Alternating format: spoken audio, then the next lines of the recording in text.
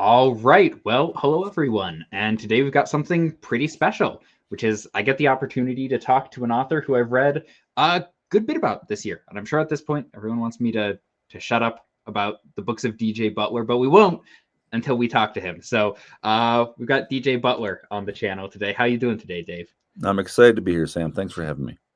Yeah, so I'll tell just a brief anecdote beforehand, which is most people know who watch the channel. I'm a Christian, was raised in a pretty evangelical household, where the remnants of the satanic panic have filtered down, and so we don't watch Harry Potter, we don't watch Lord of the Rings, and as I've gotten older and just learned a little more, it's like okay, like Harry Potter's vaguely just like Latin and then like superpowers, like bad Latin and superpowers, and that's about it.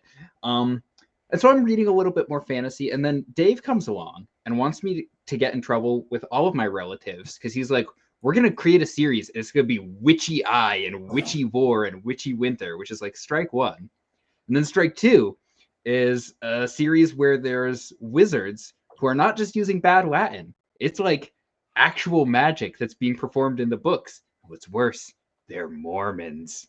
So the man who's gotten me in trouble, not actually, but it does amuse me, the nature of these books. Dave, you've kind of made a reputation on your views on magic and fantasy, magic systems. So I was wondering if you could like talk about that a little bit, and we'll kind of go and like launch into the Hiram Woolley books after that. But I want to start there, if you don't mind. Yeah. There's so much to say. Let me start by saying I am not a practicing wizard. I have never deliberately performed an act of magic in my life, which my co-writer Aaron Ritchie cannot say. He is notoriously, infamously cast a real estate spell successfully. In fact, maybe we can discuss that story at some point. But the man, how did I get into studying real world magic?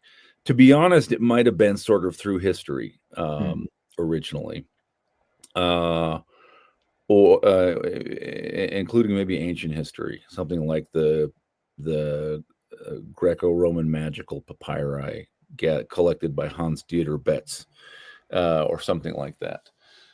But real world magic is super interesting, and when having looked at that a fair amount, the sort of fake magic that has dominated the fantasy of the last 20 so years becomes very uninteresting. So a few kind of observations about real world magic. First of all, I mean, sort of to your early point, right?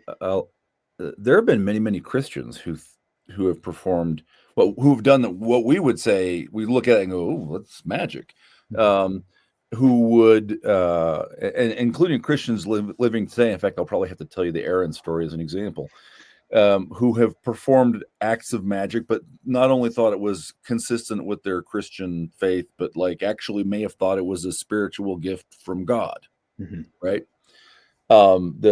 Here's the story about Aaron in a nutshell. So, Aaron, and I may get the details wrong with this. It was when Aaron's father passed away, and so Aaron and his wife needed to sell his father's house, right? Mother was still alive, and they listed it and it wasn't selling, and the mother said, "Well, did you say the prayer to Saint Joseph?" And Aaron said, "What are you talking about?" And she said, "Well, everyone knows when you list your house, you have to bury a statue of Saint Joseph head down in the yard facing the for sale sign, and there's a prayer you say, and then the house will sell." Is that on the like realtor's website of like if you want to sell? That's probably right. I'm sure it is. Aaron said, "What are you talking about, Mom? That's magic." So I'm writing these books with Dave Butler. I know that's magic. This is like something that would happen in the book. She said, "No, it's not. It's not magic. It's just a prayer." And she insisted, and so Aaron and his daughter went out and buried a statue of Saint Joseph, head down, facing the sign, and read the prayer she gave him. And in fact, the house then sold. And after the sale closed, his mother asked for her statue of St. Joseph back. And he said, "Wait, you have to take it out?" She said, "Of course you can't leave St. Joseph buried in the dirt." So the house no longer belonging to Aaron, right? He took his daughter and went back under dark of night with a shovel and in a burlap sack and a hooded lantern in my imagination, but probably not. But they went back there at night before the buyer moved in, quickly dug up St. Joseph and carted him away, right? This is I mean, I think it happened in 2020 or 2019, right? This is contemporary. A good friend of mine who's a writer today had commercial success, got to go build the house he always wanted to out in the country. This was back 2018. The general contractor said, we have to dig a well. You're out in the county. There's no pipe water. And the writer said, how do we figure out where to place the well? And the guy said, well, as it happens, we're going to bring out a dowser. So the writer said, well, okay. So they brought out a dowser, guy with a forked hazel rod, went around, ding, they dug the well. He's had great pressure ever since, right? So one thing is the sort of magic versus religion is a kind of a dichotomy that exists in some minds, but not in others. Mm-hmm. And that exists in some cultural moments and not in others, right? One of the great in Western European sort of court magic, the sort of educated, the magic practiced for princes, as Mm-hmm. opposed to what's happening in the cottages and the farms for peasants. The Henry Cornelius Agrippa's 3 books of occult philosophy is sort of the granddaddy spell book. It's huge. You can of course buy copies on Amazon now, right? For a long time it was sort of a little harder to come by. And it's very cerebral. It's built around this idea that we on the material world live beneath the world of the stars and beneath the world of God and the angels, and influence comes down. And so magic is the art of knowing what colors, gemstones, constellations, planets have what kinds of influences. And so seeking to align those influences, I want to have X kind of effect. So on a Friday, when when Jupiter is in the constellation, Gemini, I am going to say these words, right? It's this very sort of intellectual enterprise, hugely influential book. It was dedicated to the Archbishop of Cologne, right? It's dedicated to a Christian bishop. So thing one. Thing two, magic is super gnarly.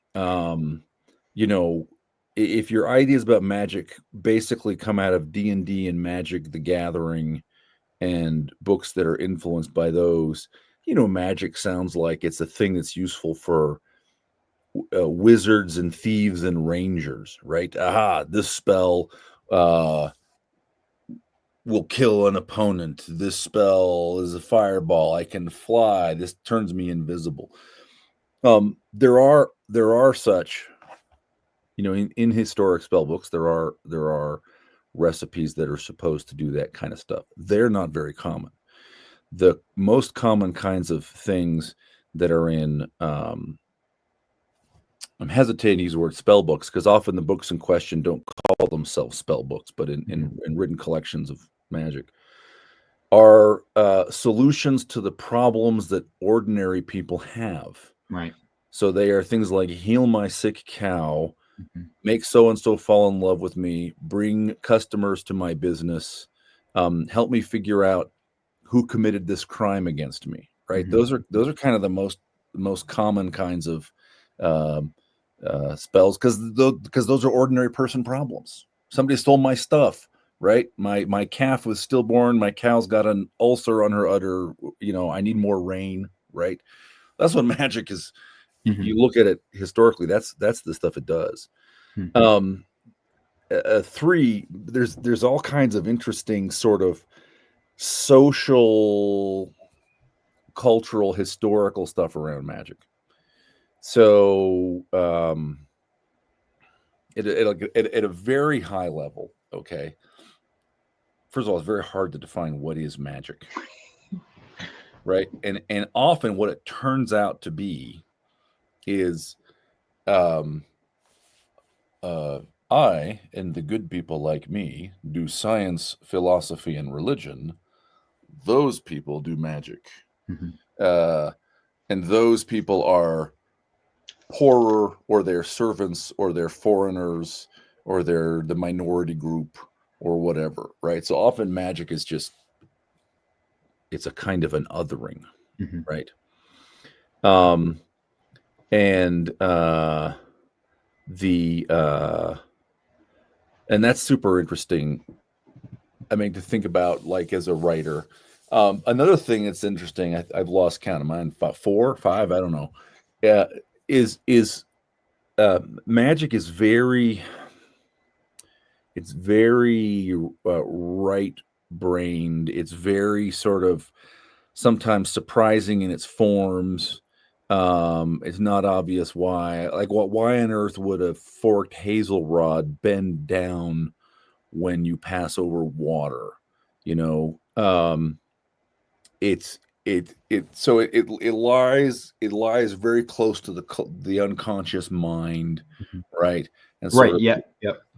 yeah, the collection of all those data points that are intricately webbed together, but we can't really see them. Mm-hmm. And so as a fantasy writer, one of the reasons I love real world magic is it's kind of a way to sneak up on the right brain and surprise it, and bring that web of associations out and put them in the foreground, in like an image, in a symbol, right? Mm-hmm. And I think, from my point of view, that's what fantasy literature is best at. It's the best literature for trying to get into the unconscious mind, right? It is the literature in which we should have real mythographers writing, real epic poietes, right? Real people who are working in their mythology. And so yeah, I am not a fan. I'm pretty openly on the record of saying there are 2 terrible things about the last 30 years in fantasy, and one of them is hard magic, because it is denatured, it is neutered fantasy literature, taken away its great power to help us explore the human soul. Because, well, what you're saying there about the dividing line between magic and religion even gets me thinking. I think maybe it was Pat Rothfuss, I forget who it was that I heard talking about this, that they said sort of the archetypal wizard is Moses from the Old Testament. And you think about it, and there's a certain sense where that's true, because people of faith would be like, oh, it's all the power of God. And it's like, well, sure, but Moses isn't going up to the Red Sea saying, now I lay me down to sleep, I pray that you would part. Like no, like he lifts his staff and the sea parts. And you even look at a character in the Bible like Gideon, where he's laying out the fleece, and the traditional word for this would be divination, that he's practicing there, of like, I'm using a sign that will determine, how I move forward. You think of, what is it, the and Thummim that the high the Urim priest and Thummim. used? Yep, absolutely. Well, another example is Jesus, right? So we're very uncomfortable with this stuff. So, but when Jesus heals the man born blind, we 21st century rationalist, believers in the Bible would love him just kind of go, be healed. He doesn't do that, right? He spits in some dirt, he makes it into mud and puts it in the guy's eyes. Now, 2,000 years of pastors and priests have found allegorical reasons why that would be true. Here's the lesson he's teaching us. Yeah, okay, fine. And also, what it looks like to anybody is that he's he's doing an active magic. He somehow, like, the power in him is being transmitted through the mud, right? He does not just command healing. He has to do, it's like it's a poultice, but of just mud, Right. you know. Right. Yeah, or like the ark, right? Like the ark, the Philistines take it, it gives them hemorrhoids, Right. right? It gives them cancer. Graham Hancock took this very literally, and maybe it should be taken literally, I don't know, but it speculated it was a nuclear reactor hitting them all with radiation, right? But like the point is, that which is sacred is deadly. Like it will kill you. And so you have this, the image is this wooden box on poles with winged beings in the top that, like, if you're not supposed to be touching it, That's right. it kills you. Well, that's like what are the once again, this is another magical term. Like, what are those winged beings? It's an apotropaic image saying, hey, stay out. There's a really scary being here to like ward you off, to warn you about the even scarier thing if you make it through the curtains into the most holy place, Right. which is what you have at the door of the Garden of Eden there too. Yeah. So for people who, and I guess I should say, with like the Cunning Man books, Hiram Woolley calls himself a cunning man. He's this I'll try and summarize this a bit, but my hope would be that people have either read your books or watched my review or have enough context. But he's a Utah beet farmer in the early 20th century who essentially helps people around him using like folk magic, practical magic, the type of stuff we've been talking about here. So what distinguishes him from, say, like the type of magic that would be condemned by whether it's the Bible or the Book of Mormon or other holy books that tend to look very negatively and will use phrases like magic, will say things like a practicer of magic should be put to death? Yeah, it's such a great question. He's not entirely comfortable himself, not because he thinks he's doing anything bad. His sense is his adopted son is very free with terms like magic and whatever. Hiram is not. And in fact, Aaron wanted there to be and in Aaron's headcanon, there is a substitute term for magic. So when Aaron writes first drafts, he always talks about Grandma Hetty taught them the knowledge, but I edited it out because that's not in there. There is no name for it. It's just that Hiram knows how things work. He knows what happens, what the effects are. They're like recipes, right? He doesn't like the word spells. He occasionally will say something like a charm or a hex. He might say that. But he knows that in other people's minds there is no distinction between what he does and that what he does is wizardry. That it is something that should be condemned. Partly what is under the surface in the story here is a little history. So there's a great book called Religion and the Decline of Magic by Keith White, maybe Keith White. I feel like it's not White, it's Keith something. Terrific work of scholarship. It's a book of history, and he looks at, it's about the Reformation actually. Okay. And he says in England prior to the Reformation, if you needed something done and if you were a person in a village, so the king's officers are far away, they are in London. The physicians are far away, they are in London, right? The courts are in London. You are, some little village out on the borders of Wales or whatever. Those resources are out of your reach for pure geography as well as socioeconomic reasons. You're a farmer, right? So prior to the Reformation, you turned to the priest for a lot of help, and the priest would had again kind of recipes, right, that might involve the use of blessed water, right, or some kind of a formulaic prayer, or sometimes acts. So like famously when a storm is brewing, you ring the bell of the That's right. church. Yeah. And the reason you do it is because that breaks the severity of the storm, right? And this historian whose last name I'm not remembering right now makes this argument that, look, prior to the Reformation, the understanding is that these things work, right?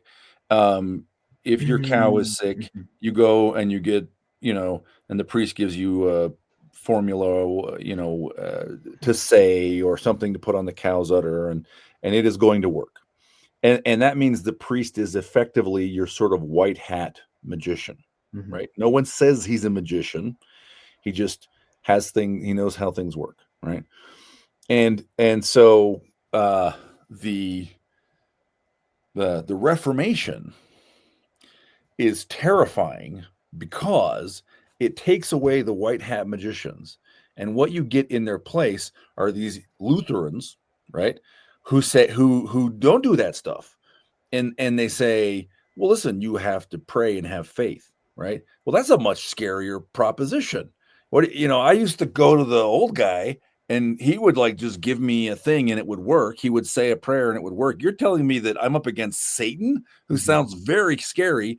And if my faith is not enough, that it's not that I'm in trouble. What is this, right? So there's a gap, and the cunning folk, cunning men and cunning women, are people who step into the gap, and the socioeconomically, okay, the history seems to show that they're literate, that they tend to be artisans. So they are people who are like small crafts people. So it's like the tailor or the weaver or the gunsmith or whatever. Okay. And they have written handbooks of how to deal with stuff. And a lot of it is sort of their understanding of what priests used to do, right? And it's prayers, and I mean, they're spell books, right? But a lot of it is prayers, and a lot of it is bad Latin, because by 1550 people aren't speaking Latin anymore, so they remember some things sort of badly, right?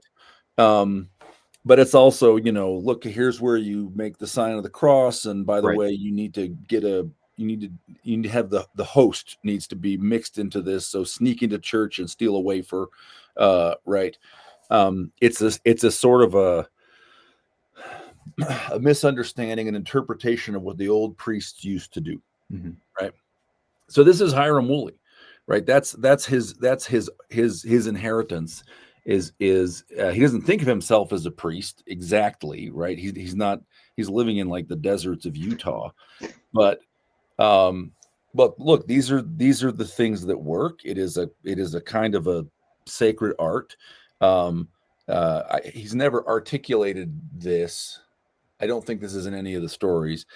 But if asked, he would say, "No, I can't do this to make money. That would be wrong, be immoral." He probably would say it wouldn't work. If I did it to make money, it wouldn't work. Right. And so his his quest is to help the widows and the orphans. And so what is all this by the way, 1935 is when the stories are sent. He's a veteran of the Great War. And he is a beet farmer. I don't know if you've ever seen a sugar beet. It doesn't look like a little red beet. It looks like a potato. But if you break them open, you have you can see sugar crystals inside. So he's one way to think about these stories is in D&D terms, what does a paladin look like? What would a paladin be in Roosevelt's America, right? Somebody who is a fighter, actual fighter, carries a gun sometimes, is willing to throw a punch, right? But also kind of a holy man, and not in a 21st century kind of whatever that means. You know, I'm a preacher, I'm an interpreter, I'm a scholar, but like I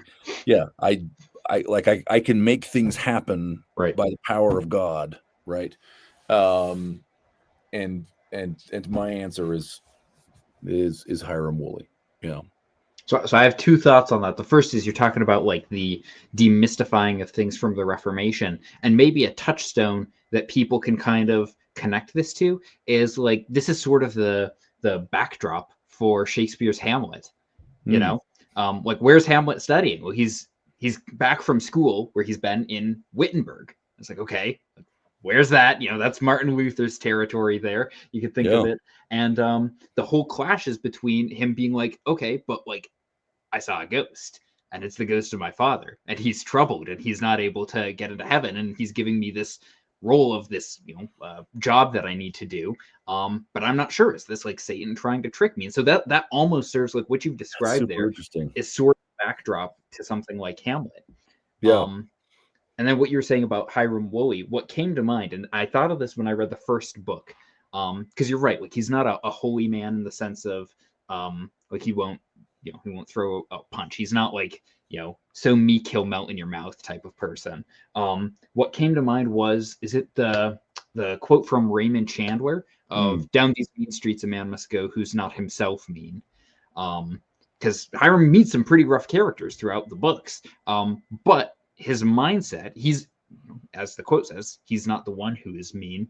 Um, his mindset is one of self-sacrifice. He's willing to give people the benefit of the doubt, even if he knows they're going to screw him over first. And I have yep. some more to add to that, but I'll kind of put a period there for now, at least. Yeah. No, I think that's right. I think it's funny. An early reader said she had never liked a character so much who was so what did she say? Repressed. Who was so repressed. Hmm. And I appreciate that that's meant as a compliment. I don't think of him as repressed. I think of him as a guy who has real self-restraint, Yeah. right? He never puts himself above the mission, above his Right. son, right? He is yeah, he's very self-sacrificing. I aspire to be Hiram Woolley. I Mhm. wish I could be that guy, you know. Um, and he's meek in like the great sense Yeah. where he won't willingly engage in conflict, or he won't rush into conflict if it's unnecessary. He'd rather sort of, offer a soft answer that turns away wrath. Or his son is sort of always champing at the bit to have the fight, and Hiram's trying to sort of be wise, and maybe we don't have to have the fight now, but if necessary, um, when it comes down to it, he will, right? And he'll fight and die for the right thing. So when you read like obviously these are in a sense fantasy novels, and in the fantasy genre, we're used to the barbarian, we're used to the Mm, knight, we're used to the guy where you win by slaughtering 100 orcs, cutting the head off of the dragon, and then like riding off into the sunset. And especially when you're dealing in the world of archetypes, like there's a time and a place for that, right? sure. Yep. Totally. But looking at Hiram Woolley, what struck me was it had been, I won't say I've never read a character, but it had certainly been a while where a character's like humility is one of the primary attributes that helps him like Yeah. save the day, if you will. That his kindness, that his gentleness is what ultimately like makes him a hero at the end of the story. And I'll just I won't read you this verbatim, but I got a comment that was a negative comment on my review Oh yeah. of the first two books, and somebody basically said, without having like morally gray characters, without a bunch of like action in these books or magic systems, like what could possibly be interesting about Mm, them? And that sort of cracked me up because in a sense, like what we've done here, because you've said that the two crimes of modern fantasy is the magic systems and the grimdark, and you're sort of confronting both of them in yeah. the Cunning Man books. And I didn't go into it expecting that, but about halfway through book one, I was like, "Ha, this is kind of funny." Yeah. Yeah, 100%. And I understand. I mean, I had a, what was this, 2019 or something? I was on a panel at FanX, which is Utah's Comic-Con. And it was something like hard versus soft magic systems, which turned out to be Dave versus these 5 people. Okay. So it was a knockdown, drag out fight. And about 2/3 of the way through, a guy in his hand and in the audience raised his hand. He had a real baffled look on his face, and he said, I don't understand if there's no if there's no magic system, then what can the character possibly learn at the end of Act 2 to help him resolve the final conflict? And I said, anything else. Anything else. A fantasy novel is not supposed to be a riddle about the fakey fake magic system that I invented, right? That's a very strange understanding of such things, and one that I hope will look even stranger as we go forward. Like I hope 30 years from now, academics looking back, going, "I don't know what happened, man. This stuff got real weird for a few years." Yeah. So and similarly, like great characters, man. Look. It's just not hard or impressive to write a story where everybody's bad. Like, just make them all want something. They all want the same thing. They're all ruthless and evil. They'll all go take it, right? Congratulations, you've just written Congress. Okay, way to go, right? There's no special insight required to do that. Now, I think there are some you can write. So I really like the TV show Deadwood, okay, which ran 2.5 seasons or something. I can't recommend it to everybody because, man, there's a lot of cussing. But very HBO. Very HBO. Yeah. The thing about Deadwood that I thought was compelling is that most of the characters, maybe all of them, but at least most of the characters were fundamentally not good people. Okay. That's not the compelling part. The compelling part is the attempt to answer the question, hey, under what circumstances can this group of people who are bad nevertheless build something that is important and meaningful? Right? And the Deadwood answer is, look, life is hard, and we can't survive on our own. The predators who are out there mean that even if we are bad, weak, fallen people, that we should band together, and our self-interest will make us create civilization. Right? I thought that was interesting. Short of that, right? Like there's nothing intrinsically interesting about people just being self-interested, right? I see that every day. That's not impressive. I think it's much more impressive to say, well, what does it look like to be a good person? Why would you do that? What is the outcome of choosing good rather than constantly choosing self? And if someone and man, if the reader is saying, I just can't believe in a person who would choose others over self, I'm very sad for that reader, you know. So I guess and we'll chase this rabbit trail for a second here. What differentiate? Because you said I see this type of thing every day, so I don't need it, in my fantasy books too. What do you think then differentiates, say, like a grimdark novel or what you perceive as being an issue there from just being like, look, like this is how the world is, and just being honest about like, yeah, there's a lot of crappy people out there, and like, hey, Congress exists, and guess what, we're gonna write like fantasy where everybody kind of like Congress runs the world here. Yeah. So I think it's a C.S. Lewis quote, and I'm gonna get it probably approximately right. Something like, you don't write stories to tell children that monsters exist. They know that monsters exist. You write stories so children will know that heroes exist. So I quit reading Game of Thrones 70% of the way through, maybe.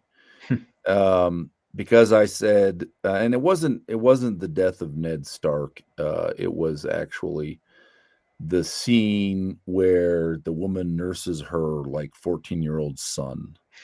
And it wasn't like I was like, oh, this is perverted. That wasn't the reaction. The reaction was I thought, oh, this guy hates human beings. He despises humans. I'm out.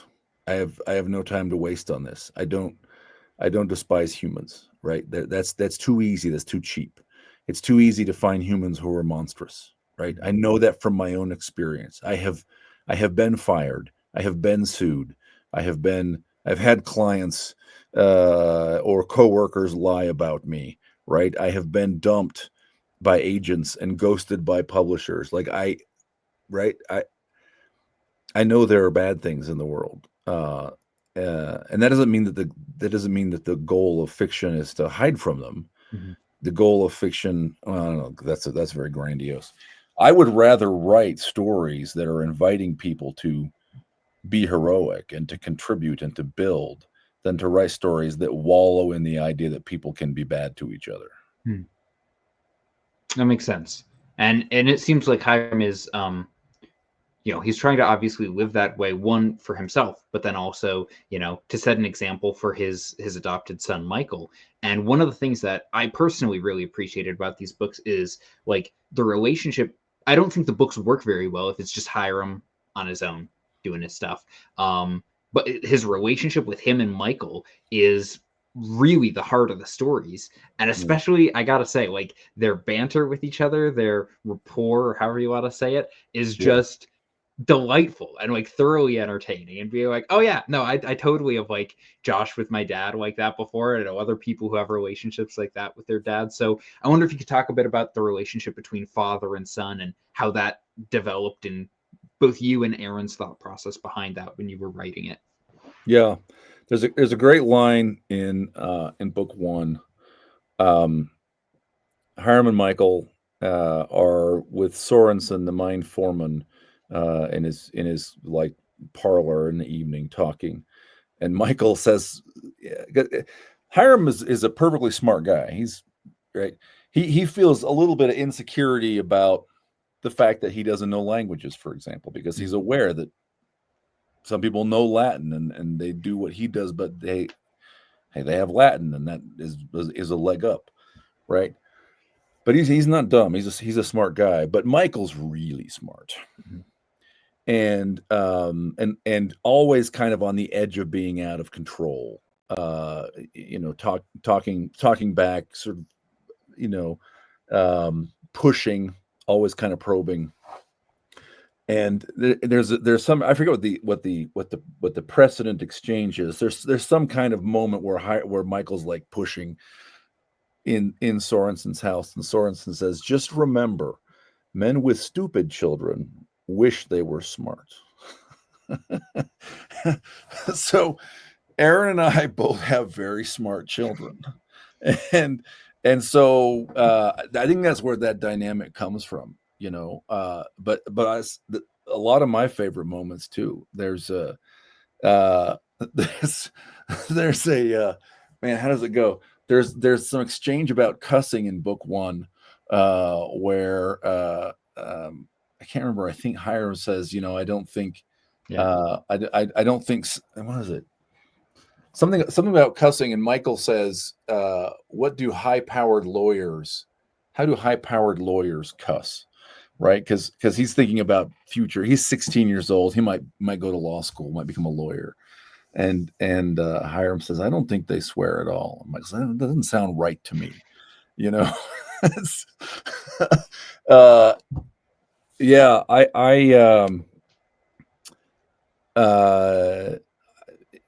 I think that relationship drives really the whole series. Actually, Hiram has a backstory. It matters, but really, it's the relationship with his son is the road he's on in the future. His relationship with his dead wife, his relationship with his grandma, his relationship with his his mother and his father are really all in the past. Yeah. And so it's him and Oh. his son figuring out, him trying to. There's like this sense that Michael's a rocket and he's going to take off and it's going to happen soon. Mm-hmm. And how do I not restrain him, because that won't work, but how do I give him the best guidance I possibly can, even though he's super smart and maybe already not really listening to me. Yeah. Right. And especially in the first book, if I really tell him who I am, right? Because in the first book, as it opens, Michael knows Hiram believes in God, and like, that's obviously silly. He does not know that Hiram is a magician, and that Michael is carrying protective charms on his body that Hiram has put there, right? So like there's a secret between them. I'm quite proud. I tell you, the specific thing I'm proud about is so much of, is this urban fantasy. Genre names are weird, right? It mostly happens in like a pickup truck in the desert, right, in 1935. But most of urban fantasy is really big romance subplots, mm-hmm. right? I mean, so much so that one of the sort of stereotypes is the cover of girl with butt facing the reader, holding a magic ball in her hand, right? There's like 1,000 of those. And there's basically not romance plots. Like book one, there's like this, might one happen? Nope. Book two, there isn't. There's a kind of a Hiram gets a little bit befuddled by a good looking dame, but it's not a romance. Book three, there isn't. Mm-hmm. Right.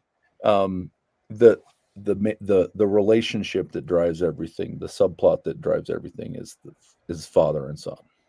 You said a second ago, you said, stuff with Hiram's dad and his wife and his mother are sort of like elements from the past, and sort of have like a click moment, because it's like, because book three, The Familiar Spirit, like deals with a lot of ghosts. Like, and I personally, I found it to be by far the spookiest of the three books. And it's like, and that's also the one where we delve into a lot of Hiram's backstory with, I was like, oh, right, because like the past ghosts, that definitely makes sense. They're fundamentally already ghosts. Yeah. Yeah. And it's an interesting phrase, right? Because familiar is, on the one hand, like over relating to the family. Right. But on the other hand, if you go and look in the King James Bible, the familiar spirit, so the witch of Endor who summons the prophet Samuel, the ghost of Samuel, is in Hebrew, she's a Ba'alat Ov, which means like the mistress of a ghost, a woman who commands a ghost. But the King James says she has a familiar, as a woman with a familiar spirit, which I think, by the way, go back to Shakespeare, I think it's Henry which is the one where Joan of Arc is? It Henry VI? That's Henry VI, yeah. Henry VI is a part two. One of those plays, there's a line where Joan is said to have a familiar spirit. Joan of Arc, right? So it's like wasn't too much of a fan of Joan of Arc. He was a patriot. He was a man of his time and country. Yeah. And a propagandist for the regime, as it happens. Yeah, so that's a loaded term, right? The familiar spirit. It's got a lot going on in it. Yeah. So, and you kind of mentioned something there too with book two, and this kind of circles us back to the whole like magic point, because what's weird is, like, especially, kind of like what I alluded to with like my upbringing, the understanding is like, all right, so if something supernatural is happening, it's either God or it's demons, and if you were to tell somebody about, like, you kind of mentioned like water divining and that whole type of thing, it'd be like, oh, well, clearly, that's like, that must be demons doing it. Because there's only those two choices, right? If you set up with only those two choices, then that's going to be your answers. And what's weird is, like, Hiram's magic doesn't work if he's in a state of sin, as you would put it. Like you mentioned in book two, like there's times where his magic stalls out because he's dealing with, how'd you say, Yeah. like some sort of It's lust. lust. That's He's not clouding it. maintaining a chaste and sober mind. He's distracted by thoughts. Yeah. Which, like, where's that part in I'm trying to think. Where's that part in the first law books where, Right. Baez can't cast a spell because, he like stole a cookie that morning, or because Right. he's being greedy. It's like, Right. I've never read a wizard where that, like, their morality controls their magic, and if they're out of alignment with, say, God, their magic doesn't work. Yeah. But if you go and look at actual historical spell books, like there is quite a bit of exactly that. You look at the 3 books of occult philosophy, or the Magus, or something else.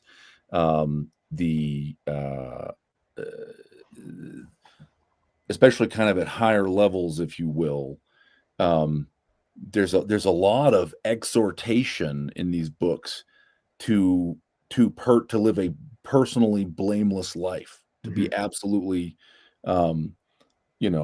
ritually pure, to be sinless, or things won't work, right? Or things won't work.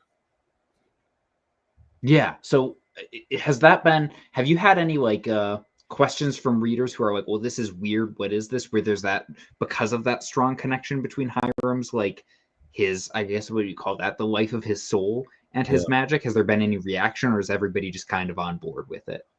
Yeah, it's interesting.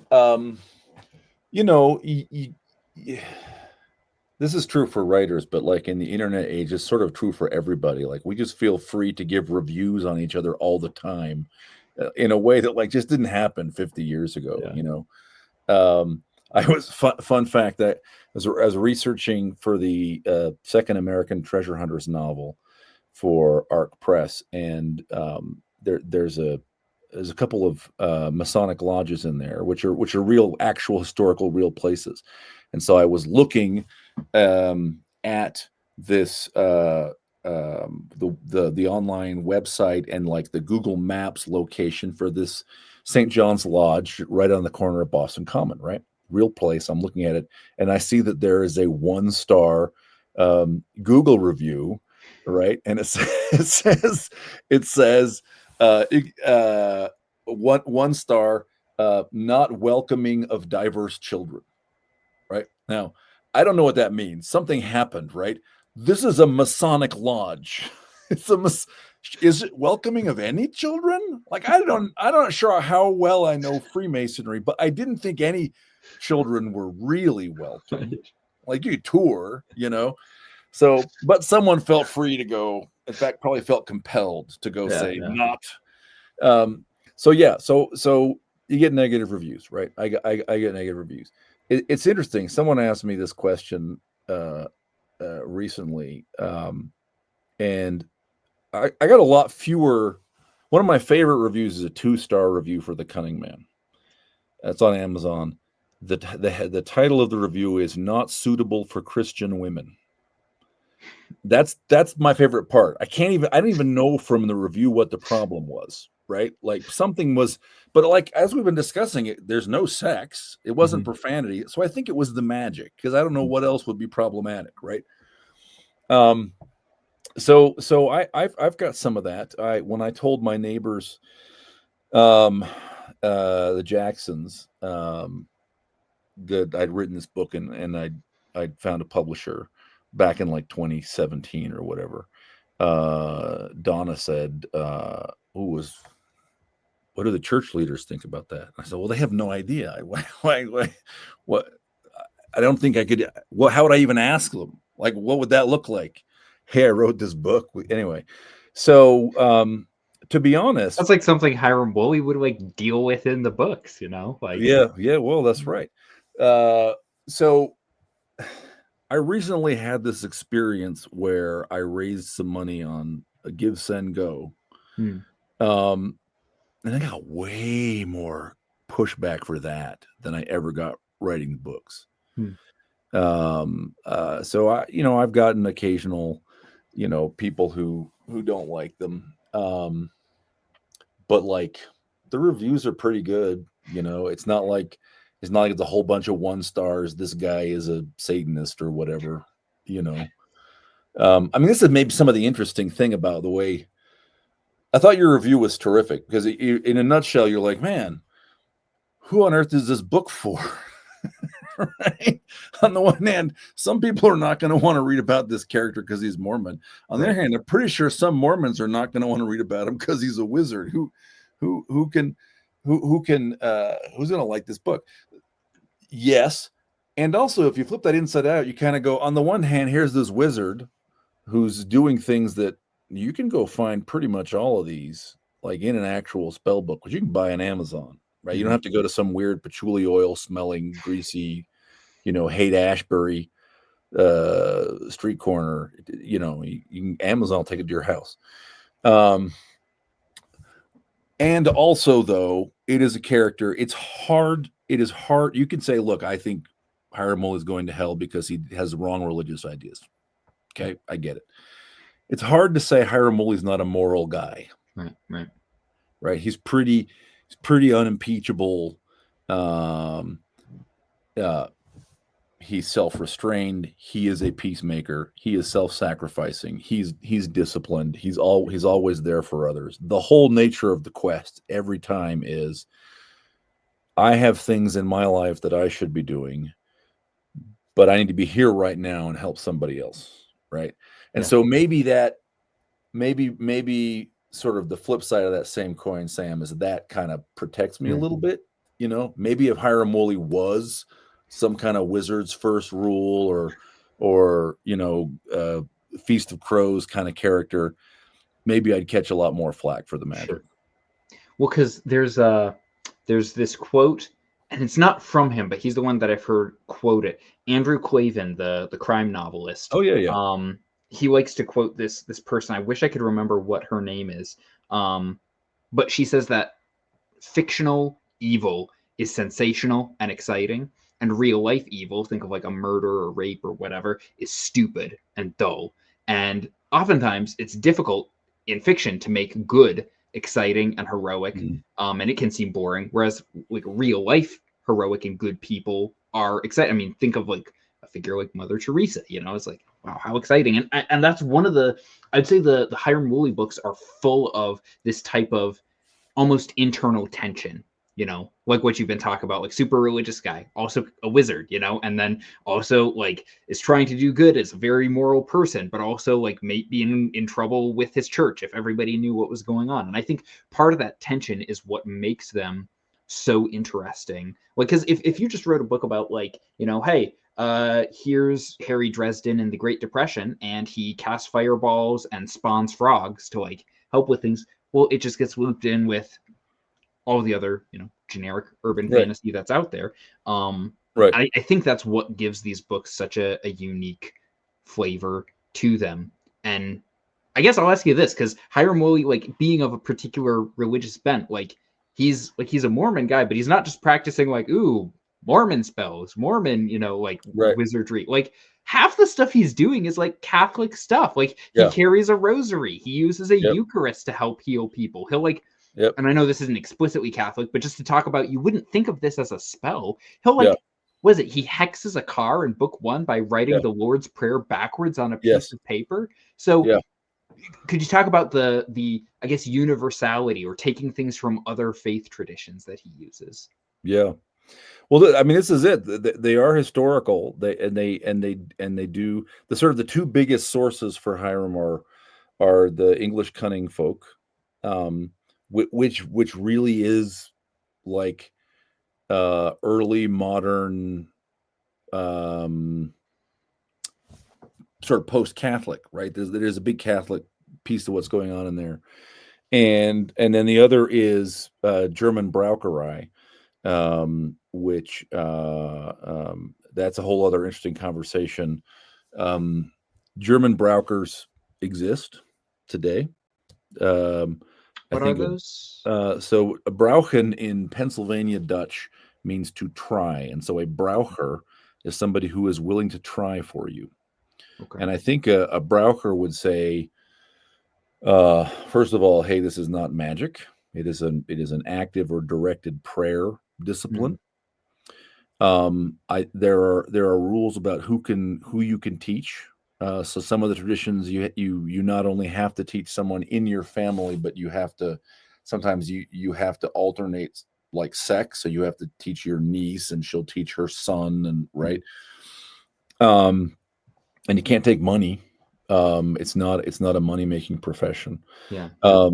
But Braucherei is wonderful. John George Homan's, I mean, interesting. It's wonderfully interesting. His great manual for Brauchers, The Long Lost Friend, published in I think 1830, is the best selling book of magic indigenous to America. And it reads like prayers. It reads like a whole bunch of prayers, but for really specific purposes. Here's my favorite. I've used this one a lot, so you may have heard it. Okay. There's a terrific prayer in there to use when you wake up and there is a burglar in your house. Okay. You can't use it before the burglar gets there. It doesn't proof your home against burglars. It's for when you wake up and there's a burglar downstairs. So, and it is a prayer to St. Peter, and it's got sort of markings in the text that you're supposed to receive verbal instruction. You're not supposed to be reading out of a book. So the markings indicate like where and how to make the sign of the cross as you're saying this prayer. And when you've said it, St. Peter will freeze the burglar in his tracks. And the burglar is now presented with a choice. Okay. If the burglar repents sincerely, then St. Peter will release the burglar and he can go. And if the burglar does not repent, then when dawn comes, he dies. Right? Now, what a wonderfully gnarly, counterintuitive, weird, thing, right? So I love it for the sort of the complexity and the non-obviousness of it, and but Hiram is so a couple things. One,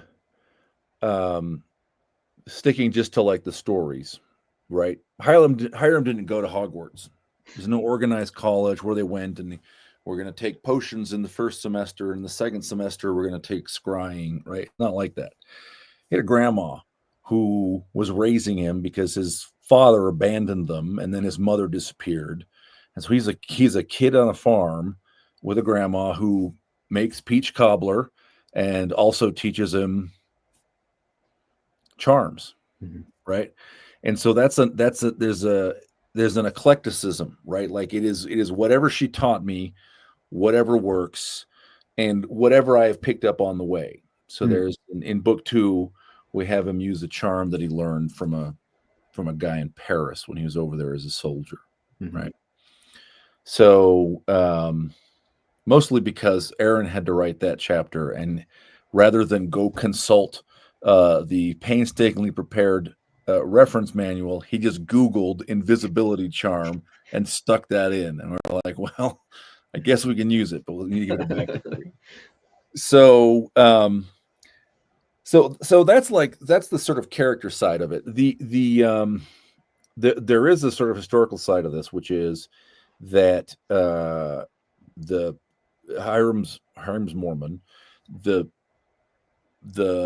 first generation of Mormon converts. There's a great book whose author I always forget. I think it's John Brooks, and the book is called The Refiner's Fire, but I could be wrong on the author name. Anyway, it's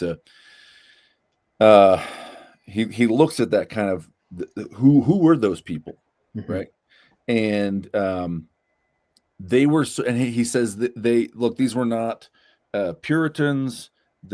Like you look at the surnames and the genealogies, right? These are not the Puritans of New England. They're not from the magisterial churches. They are the last gasp of the hot Reformation. These are like the same kind of people who were at the Siege of Munster. Okay. They're crazy Anabaptists in the hills, right? Is who these people are. Yeah. And so, in fact, there is a fair amount of, if you read the sort of the first histories of the first years of Mormonism, there is a fair amount of this actual stuff. And it's not disputed because Joseph Smith himself said it, that he was involved in money digging, right? That's right. There's a lot to say about it, right? But like fundamentally, what it looks like to modern people is some ritual magic designed to find treasure buried in the earth, right? So again, it was much more we could say. It's a very complex subject, super interesting, but like that's part of the history.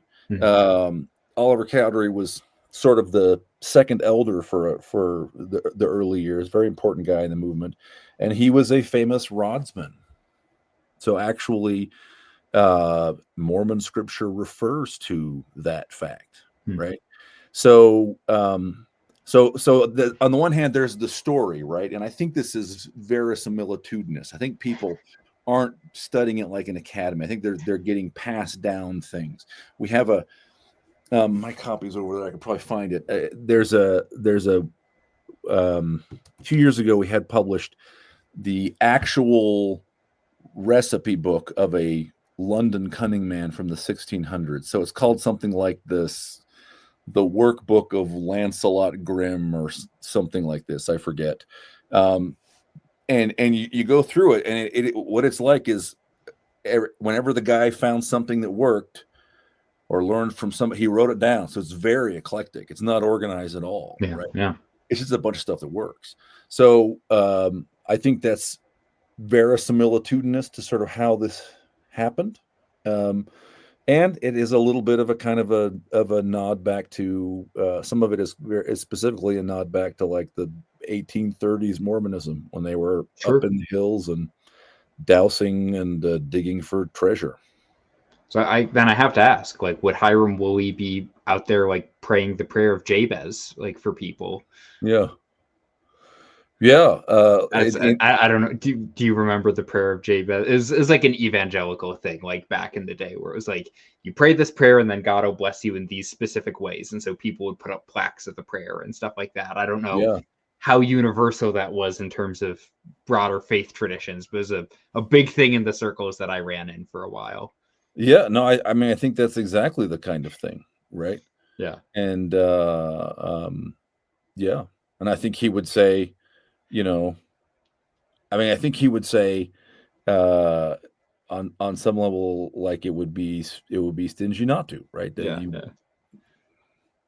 So one fine, and sorry, I know we've been talking about the magic stuff a lot, but that's part of what fascinated me. One last point on it, though, is there's something that happened, and this, to my recollection, was only in book 3, but I could be wrong. That reminded me. We talked a little bit about this before we hit record, of some of the things that Tim Powers plays with, which is in book 3 they eat lie to dispel ghosts, prevent ghosts from like possessing them. And like Tim Powers does things like this a lot. Like probably the clearest example would be, what is it in Declare? Is it drinking gin with bug spray in it?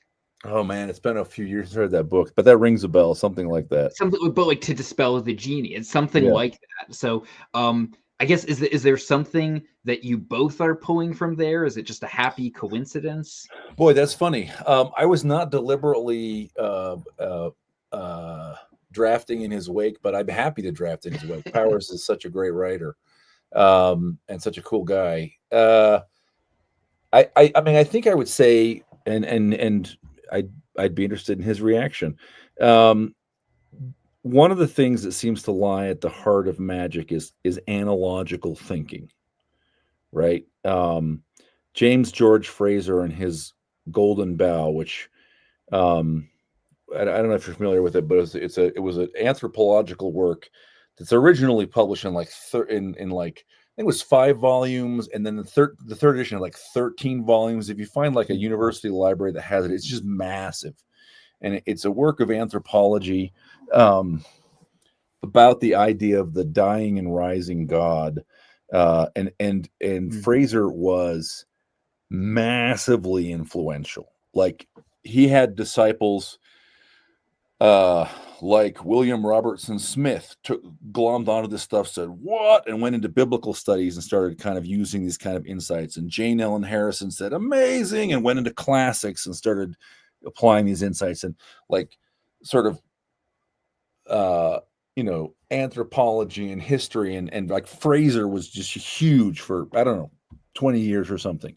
And of course then academia moves on, and he's still there, but like we're well past Fraser mania, right? Mm-hmm. But he had this idea that magic was a stage of intellectual development.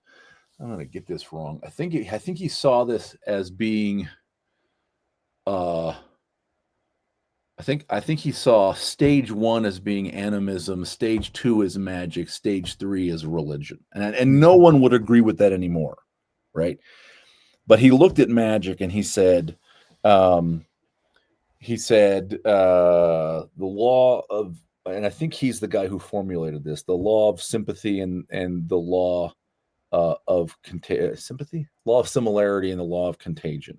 Mm-hmm. That with the way to analyze magic is two big ideas, two things that idea number one, two things that look similar are connected. Mm-hmm. Idea number two, two things that have been in contact at one point, this is the law of contagion, stay connected, right? So you can synthesize them both in the idea of a voodoo doll, which is that's a sort of a New Orleans name for it, but this is you find cursed dolls all over the world, anciently, modern, right? If I want to curse somebody, I make a little image of them and I make it look like them. And I also, put their hair, get a lock of their hair and put it on the doll's head, right? Or I get some of their skin cells and mix it into the clay or whatever, right? So that those two things, the fact that it looks like them and the fact that it contains them, make it effective, so that when I start poking a pin into the belly of the doll, the my victim feels sharp abdominal pains, right? Mm-hmm. Forget about Fraser. That's the background of the sort of academic articulation. Sure. But the point is, I think that for all the complexity of defining magic and saying, what is magic? Is this magic? Yes, no? To whom is this magic? To whom is this something else? But there is a high degree of analogical thinking, right? I can do something to accomplish a goal I want. An effective act is to do something like the thing that I want. So the scene you're talking about, I'm going to totally spoilers. All right. I love this scene. I wrote this scene. I love all the scenes I wrote, Sam. I think it's probably my favorite scene in the third book, to be honest. I love it. So they're in an insane asylum, Hiram and Michael, and they get separated, and Michael's down in the basement, and the light is very sketchy. He's got like a lighter, I think, but the electricity's out. I mean, it's a Mexican insane asylum. So in 1935, right? The power's not real reliable. So he's down in the basement where there's laundry, heaps of totally soiled laundry that had been thrown down chutes, right? And he realizes he's not alone, and ghosts start possessing him. But he's resisting, and so rather than like a single ghost possess him, they're sort of jumping on him as a gang, right? So effectively, he's got like one ghost. It's kind of like when an adult wrestles a bunch of kids, right? And you got like a kid on one leg and a kid on the other leg, and some kids like on your shoulder, you know. So Michael's wrestling these ghosts, but they're in him. And but he's in the laundry room, so he grabs a bar of this lye soap and just bites off and swallows the chunk. Now, I do not recommend anyone do this, right? It's not good for Michael either. He promptly starts burns, and he starts vomiting, and he vomits up the ghosts, right? And but the idea is that he's as like a storyteller, what it's meant to show us is he's been with his father now for a few months where he's sort of learning charms, and he's asking his dad questions and like, why does that work? And man, you seem to do like the same exact thing to do two different ends. Why does that make any sense? Mm-hmm. And he's processing it mentally. And so in the moment when he doesn't have any prepared defense, right? He clicks to this and says and comes up with one, Mm-hmm. right? Well, which is he forces himself to physically purge his stomach, and he vomits up the ghosts. Mm-hmm. Yeah. I love that scene. Yeah. It's very fun. No, that's very cool. I've got a couple like bigger picture questions, sort of like DJ Butler career type things to ask you about. But before I do want to ask, how much, and this is more of like a personal, like your reading thing. What's your take on, or is there any similarity between what you've written here and the Alvin Maker books by Orson Scott Card? Yeah, interesting. So I haven't read them, but I've heard somebody when they're like, "Oh, you like the Cunning Man books?" That kind of sounds similar to, but I don't know, so that's why I'm asking. Yeah. So I really loved the first couple of Alvin Maker books. Like the first Alvin Maker book was amazing. Like basically when I wrote Witchy Eye, it was sort of like I wanted to write an epic version of Alvin Maker. Alvin is sort of small fantasy. So Alvin Maker is culturally very kind of similar.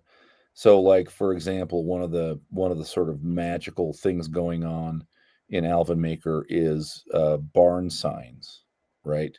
Which you see if you drive through like Lancaster County or whatever. Sort of elaborate patterns.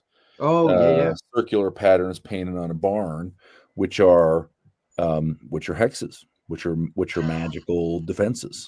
No kidding. Okay. Is what they're. Huh. Yeah. So like that's an element in there. There's a lot of folk magic. There is that connection. There is another connection, which is that Card is Mormon, and what.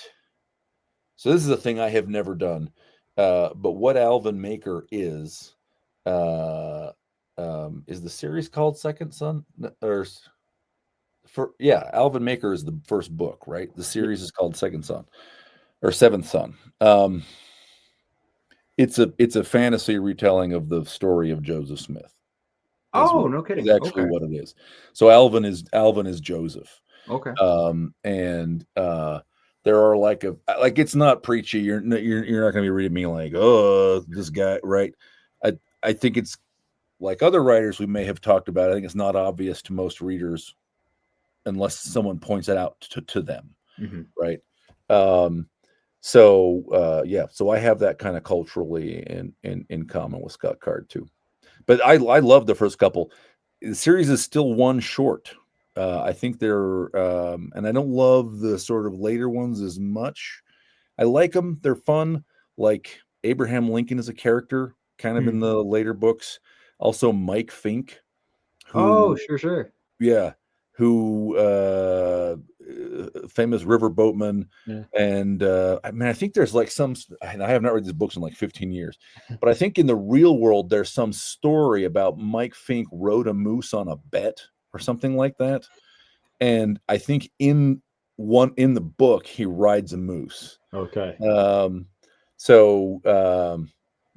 You probably look. I love Alvin Maker. What a great and Card needs to give us the 7th book to that series. I think the rumbling is maybe next year that it's awesome. coming out. But I will ask, since we're on sort of like the books adjacent thing, and I brought him up already. Do you have a favorite from Tim Powers? What's your experience or appreciation for Powers stuff? I read my first Tim Powers novel when I was a kid. So I lived about a mile from the library. So all summer I would walk to the library. I would scour the library in Provo, Utah for any fantasy book I hadn't read or even had read but was willing to read again. And, take it home, and maybe buy a 99-cent bag of Twizzlers on the way. Okay. And then I go lie in my bed and I read for 2 days. So, by the way, this process led to me reading some stuff that if my mom had realized what was in it, she would have been horrified. Because I didn't know. It's just like fantasy novels, right? But like the Provo Library had some John Norman Gore books, right? And I'm like, that looks like Conan. Turns out it's not very much like Conan. But they had The Drawing of the Dark. And The Drawing of the Dark is a spectacularly insane novel. And I've only recently learned kind of the real history of it. I saw Tim with his friends and sort of writing group buddies, KW Jeter and James Blaylock, on a panel with, I want to say, Tim's agent, and they were talking about their early career. And it turned out that there was a publisher, I think in the UK, that had announced a series in which they wanted people to submit books in which the hero was the reincarnated King Arthur. And the publisher ultimately never went through with it. But in the meantime, at least Jeters and Powers, I think also Blaylock, but I haven't read his, sure enough, wrote books in which the reincarnated King Arthur was the main character, right? So that's The Drawing of the Dark. So it's 1683. It's the Siege of Vienna. Brian Duffy is a Irish mercenary, and he's, the Suleiman the Great is at the walls trying to batter it down, and he gets recruited by this kind of crazy long-bearded artillery engineer to, of all things, protect a brewery. Yeah. And it turns out that the brewery is the Herzenvest, the Heart of the West brewery, and there's a vat there which brews the Herzenvest Dark, which is a very special brew, and it brews for 800 years. So every 800 years, you then have the Drawing of the Dark, in which you draw out the beer that's been brewing for the last. And by the way, the vat is sitting on top of a grave. So the sort of the idea is that, like, the original culture hero of the West, this is his tumulus, and his bones are slowly being brewed into this beer over the millennia. Okay. And so every time the beer is brewed, the forces of dark rise to this is Suleiman, rise to try and stop it, right? And if they can stop it, the West will fall. And it turns out that also when that happens, that same culture hero reincarnates in a new version to defend the beer. And so Patrick Duffy is the reincarnation, yes, of the guy whose bones are in the bottom, but also of King Arthur, who was a previous incarnation of this hero, right? And it's just absolutely, like, to whom would it occur that would make a good idea for a novel? I don't know, but it's amazing. I love it. And that's not even his most bonkers novel. Like, no, for how crazy that is. That's right. The normal ones. Right. It's just an early Tim Powers novel. I really love The Stress of Her Regard, which is about, so there's a famous real world meeting, there's a summer, I forget what year it is, but like 1800, give or take. Byron, Shelley, Mary Wollstonecraft Shelley, and John Polidori, who's basically never made it in literature, was a doctor and an acquaintance of theirs, stay at a cottage on the shore of Lake Leman in Switzerland. And there's one night they have like a bet, and they like bet each other who can write the scariest Gothic novel or whatever. The famous book that comes out of this is Frankenstein. This is Mary Wollstonecraft Shelley writes Frankenstein. The others write, other stuff, right? So this is at the heart of this book, The Stress of Her Regard, which is about a sort of clan of vampires who live on, they can only touch stones. They live in the highest mountains. So up in the Swiss Alps, these vampires dominate, and they enter into relationships with humans that are something like a cursed lover relationship. It's maybe sexual, but like more to the point, it's poetic. So they slowly kill these people. Keats is in this novel. Keats dies young because his vampire lover kills him, right? But like while they're in the relationship dying, their poetic fire burns really bright. And so there's a sort of point of view character, Michael Brown or something. There's a doctor who's made up, but the real hero of the story is Byron, who after seeing Keats killed, basically takes on this idiosyncratic war against these mountaintop vampire poet creatures, right? And absolutely spectacular. It sounds like you say it, and it sounds like it's totally gonzo, but like the way Powers works is he's I think he reads a ton of biographies, and so he's trying to write within known historical facts about Byron, about Keats, about Shelley, right? When they actually died, when they were known to be in Italy, why and when they went off to Greece. And that's a terrific one. I really love Declare. Declare is I read Declare. What I should have done is read a whole bunch of John le Carré and then read Declare. But I hadn't really read any le Carré, or I hadn't read a lot of modern spy novels at all. I read Declare and I read it as a fantasy novel. I was like, that was very cool. Then I watched Tinker Tailor Soldier Spy. I loved it. I read all 11 George Smiley novels, basically back to back to back. Okay. And then I reread Declare. I was like, oh, this is a George Smiley novel. This is a John le Carré novel with gin in it, right?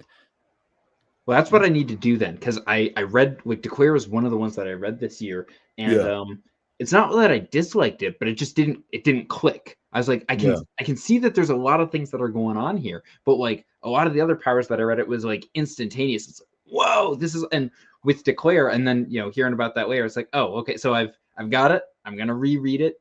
But like that makes a lot of sense there. Yeah, go read something like Tinker Tailor Soldier Spy, or you don't read all the 11 of the Smiley novels because like only 5 of them are really good. Okay, but like get one of the good ones. That's a great one. Or even like watch one of the film adaptations, and they're like, oh, that's the genre this book is in, right? And it's there's this story. The main character is like he's in World War I. He's an American spy working with he's like infiltrating is he in Spain? I think he's in Spain, infiltrating the resistance to Franco. And then you see him in Cold War. The novel kind of goes back and forth. But it's about gin, not meaning not the clear spirit, but like genies. And a colony of which live in something that is not Noah's Ark, but is taken to be Noah's Ark, sitting on top of a mountain on the Turkish border. So those are some of my favorites. It was very cool. One of the great, I edited Baen Books for about 3 years, and one of the really terrific things was I got to edit Her Brother's Keeper. Do you have it? This one right here. This is actually my favorite Powers book that I've read so far. So it's pretty great. I love this one, and I like vampires more than werewolves. So that'll tell you that I like this one more than Stress of Her Regard. Like, I thought that one was just banger. It's very cool. I mean, it's about it's about a village clergyman, and his son and 3 daughters out on the Yorkshire moors, with ghost dogs and strange Catholic sects of one-eyed men hunting werewolves, right? And ancient temples of Diana out in the moors. And the main characters are the Bronte sisters. Yeah. So, and again, if you talk to him, like, apparently Patrick Bronte did in fact every morning wake up and fire a gun over the churchyard, and no one knows why. Yeah. Now, Bizarre stuff. I'll tell you this, a little bit of full circle. It is a classic exorcism technique to sleep with a loaded gun under your pillow. That is understood to frighten away spirits, right? So it is not impossible that that in real life he thought he was driving away the ghosts every morning. Sure. That makes sense. And of course, there's actual ghosts in the book that need to be driven off. So there you go. Yep. So Dave, I do want to ask you a little bit about I've obviously I've read the Cunning Man books. I read Abbott in Darkness, and then Politically Incorrect Guide to Science Fiction and Fantasy. So I've got the first of the Indrajit and Fix novels coming up, and then I think I'm going to be starting like Witchy War, the Witchy War books next year. So I do kind of want to ask, like, is there one thing that kind of connects all the books together? Like, what makes a DJ Butler book? What's an idea that just like hooks you as like, that's a novel right there? This is worth writing about. What a great question. I'm not sure,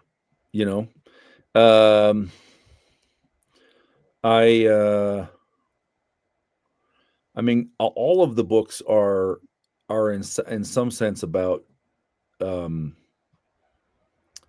ideas that matter to me. I mean, the Indrajit and Fix is 3 books now about an epic poet of a dying people and a monk who has left the monastery for love but been spurned. They're both thinking men. They both want to be heroes or greater than themselves, and they're struggling trying to make a living in a city that's proverbially corrupt and desperate.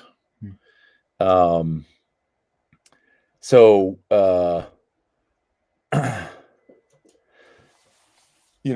this is a setup that matters to me.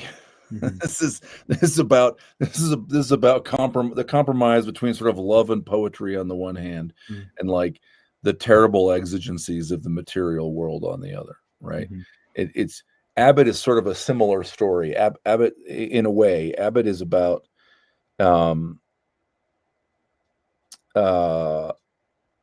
look, how do you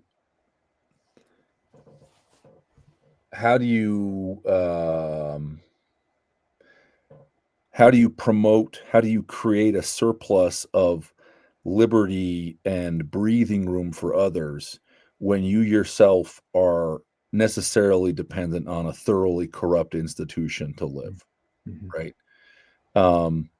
It's a kind of a libertarian question, but it's not like libertarians, we have ray guns and we'll defeat you, pew pew pew. It's like a real question, like if I go and I punch a clock for 30 years, right, and I can't change this company which fundamentally is sordid on its better days, right? Like how do I in turn around and create goodness for others? So I don't know. I'd be interested. Sorry, that's a very lot of talk, a large amount of talking to not give an answer. I'd be interested to hear what you think at some point. I feel like one of the basic things I want to do is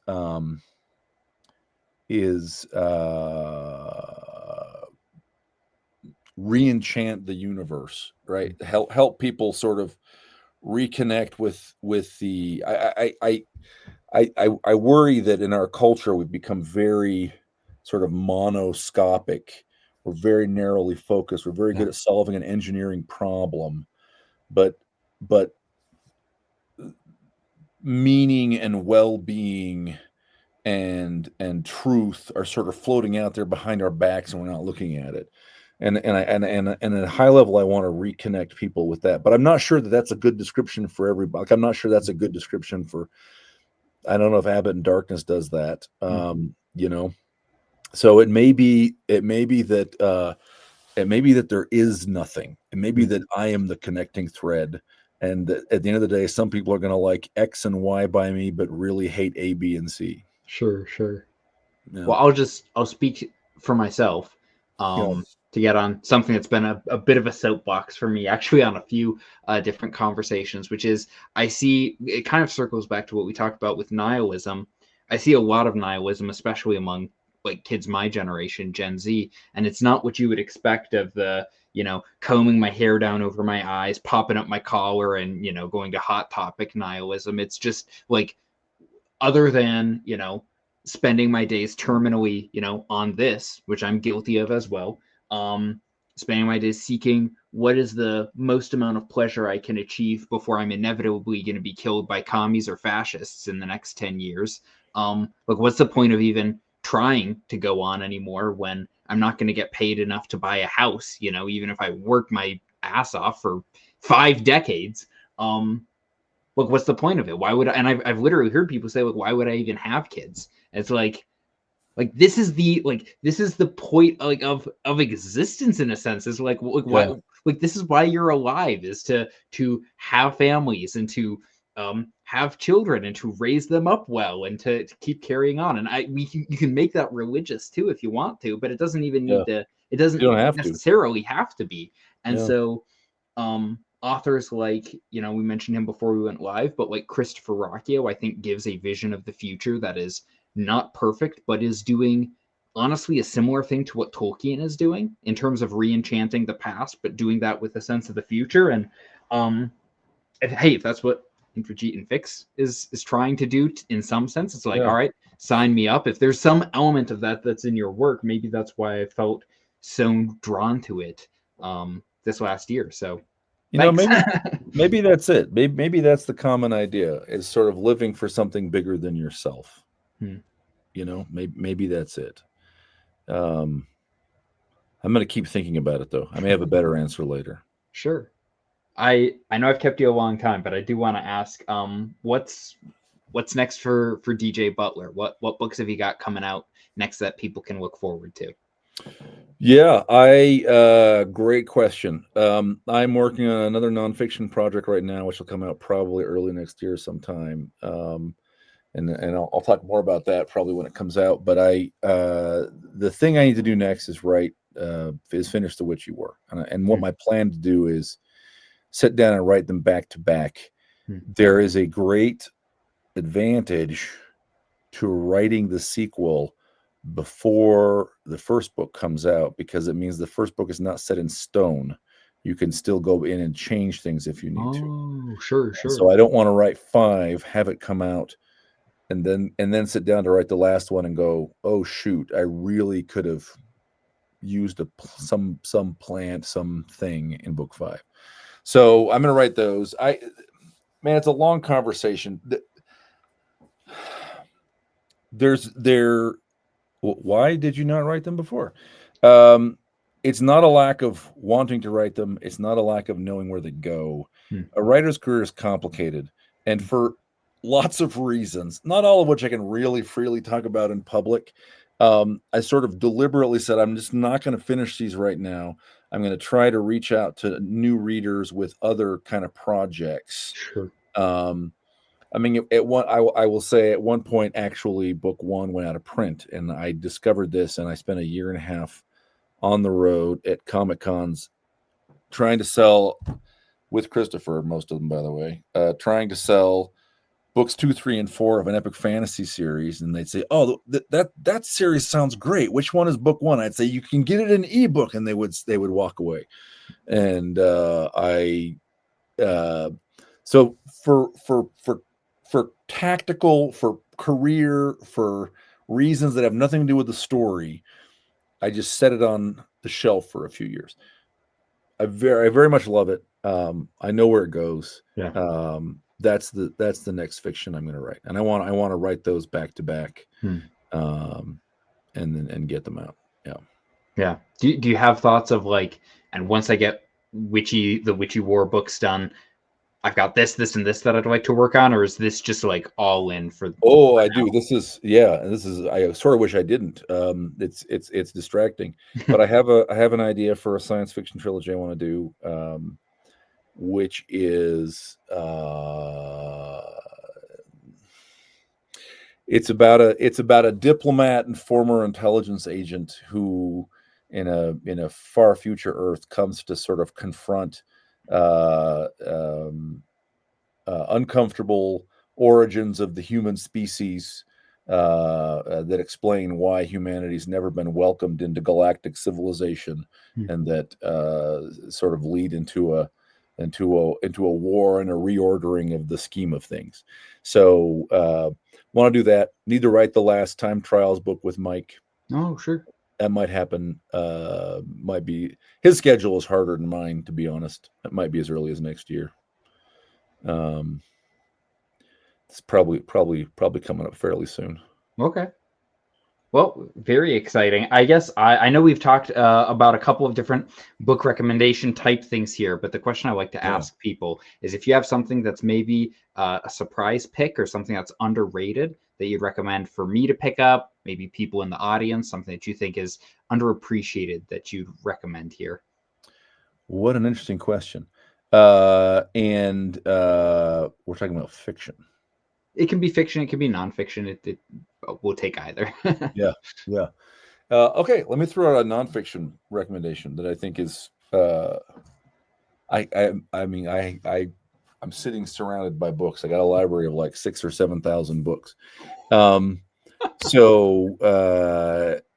Yeah, you can tell. I put contact paper on the covers of my books, and you can open them up, and you can see by the changing ink patterns that sometimes I've read books 3, 4, 5 times. So here's one that I bought in college and I think read 5 times.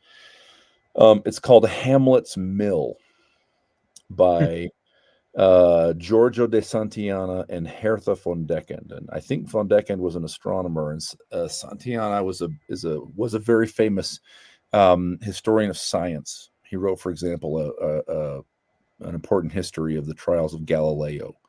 Hamlet's Mill is an argument that says, hey, when writing first appears, we get these myths recorded. So it starts with Hamlet. The book starts with Hamlet, but it quickly jumps to not the Shakespeare, but the story behind Shakespeare, which was written by I think it's Saxo Grammaticus and his Gesta Danorum or something about Amlethus. Okay. And Amlethus this is an old Scandinavian tale, and Amlethus has a quern, which is a kind of a mill. It's like a hand mill, and the mill falls into the ocean and grinds out salt. And this is understood to be like a story that explains whirlpools, right? But they look at it and go, but actually it isn't whirlpools at all, and start relating it to astral phenomena. So this is a book that looks at the oldest human stories across cultures. It's got like Susanoo in there, but it's looking at like Samson in the Book of Judges, and it's looking at Greek mythology and the Mahabharata and the Ramayana in India. It says, look, a whole bunch of these myths that may have ritual connections, they may have religious meaning, they may be taken as history, but a whole bunch of them are describing astronomical phenomena, and sometimes with great accuracy. And so what seems like random weird numbers, there were this many foxes, and then there were this many bears, right? And it turns out what's going on is it's telling you the number of days in the cycles of Venus, right? And recorded in some old story. But in particular, a lot of these stories refer to the precession of the equinoxes, which is a long discussion. I'll say this. Basically, it's a cycle that happens in the night sky that takes 26,000 years to complete. Okay. And it's like, yeah. So we are, the song, This is the dawning of the age of Aquarius, right? Mhm. So we've been in the age of Pisces for a little over 2,000 years. We're now starting the age of Aquarius. So from now until we start the age of Aquarius is 26,000 years. Okay. Okay. It's that cycle. It's the sun very, very slowly moving around the zodiac. And there are, in a lot of these old myths, references that seem to be references to the precession of the equinoxes, which is astonishing because what it suggests is that human beings, it's not the kind of thing that a single person watching very carefully 1 hour a night or even their whole lifetime is going to realize that over 26,000 years the sun is going to do a full circuit, right? It's the Right. kind of thing that takes generations of observation. Right. So that suggests that before humans could write, and in fact probably during the ice age, right?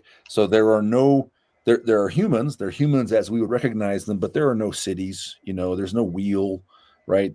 And I think there's no domesticated animals, but there are humans looking at the night sky, recording and scrupulously remembering and passing on as verbal data this extremely complex information about the motions of the night sky, which is Wow. just absolutely fascinating. Yeah. That to me, it's a reminder that human beings are very smart. There was some dude 5,000 years ago who invented Egyptian hieroglyphic, who said, you know what we can do? We can draw little pictures. That guy was smarter than me, right?